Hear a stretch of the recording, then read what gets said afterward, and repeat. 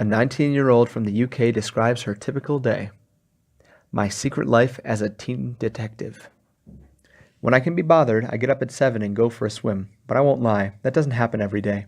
Anyway, at 8 o'clock my iPod is set to play my favorite song, and that wakes me up. I live with my mom, my brother, and 3 foster sisters in a tiny village in Surrey. I work for a company called Answers Investigation. The office is in the middle of nowhere.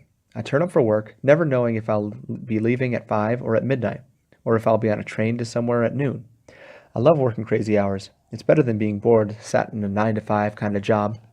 I had no idea a job like this was real, but I always liked the thought of being some top secret spy. In the office, I check my emails and Facebook. I make coffees for the guys and green tea for myself. There are 3 of us full-time, me, Andy, and Nigel. Plus we have specialists and part-time investigators all over the place. When it comes to undercover work, there are roles that only a teen detective can do. I can act young and mature. I've been a 14-year-old, a college student, an office worker, a ditzy idiot. People will tell you anything if they think you're stupid, as well as some randomer on a train who you would never know was following you. Acting is what makes me tick. For surveillance operations, we prepare for every possible scenario, but people always surprise you, so you have to stay focused. Sitting in my car for 12 hours is never fun. I prefer surveillance when it's active. Like once when I tailed a guy around London, I was 5 steps behind him the entire day. He never noticed. We trace people from the office too, using databases and social networking sites. It's harder if they're over 50, but if they're under 20, it's easy as pie. It's so bad the stupid things people put about themselves online. I've been in situations with all sorts of criminals, but when I'm undercover with a dodgy person I've never met on my own,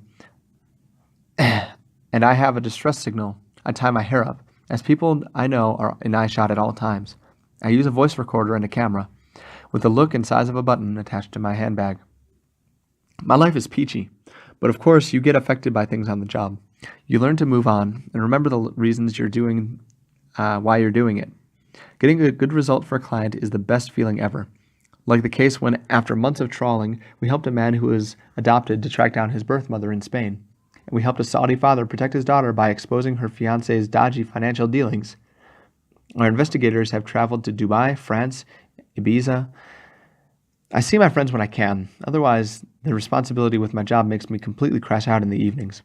I need to watch television or read a book in order to switch off. I like magic, fairy stories, things that aren't real.